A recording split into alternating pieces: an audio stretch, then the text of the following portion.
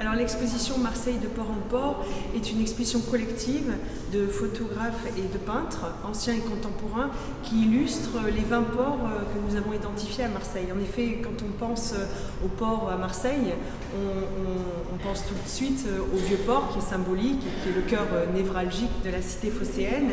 mais il y a finalement plein de petits ports à sec ou à flot, ports de pêche, ports de plaisance ou ports de commerce, port aussi de croisière. Et cette exposition est en fait une proposition, un itinéraire sur la côte de Marseille, et c'est un voyage en images qui relie le passé lointain et le présent proche, et qui nous montre l'évolution de la façade maritime et l'évolution de certains ports à travers les époques et à travers la technique de ces artistes, des artistes peintres, selon leur pratique, selon leur esthétisme, selon leur sensibilité, donnent à voir des angles de vue de certains ports de façon symboliste, de façon expressionniste, fauviste, ou alors des photographies anciennes telles des témoignages historiques, documentaires sur le port, sur comment il était utilisé, comment les habitants de Marseille, les pêcheurs, les dockers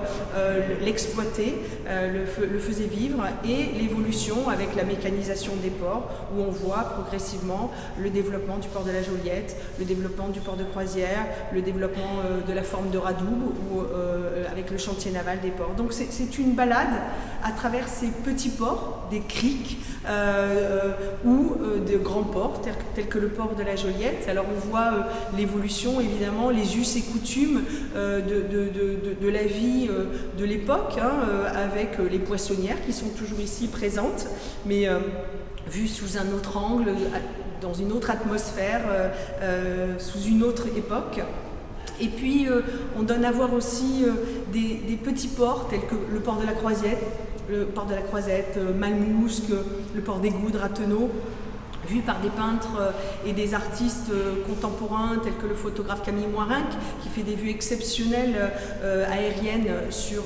les Calanques et sur les ports de Marseille. Et donc c'est une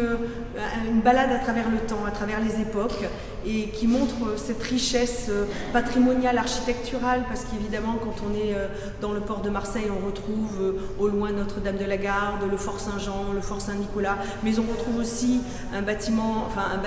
une structure emblématique qui était le pont Atroce Border, qui était une silhouette très symbolique au milieu du vieux port, et qui à l'époque pouvait transporter dans sa nacelle des personnes. Il y avait un restaurant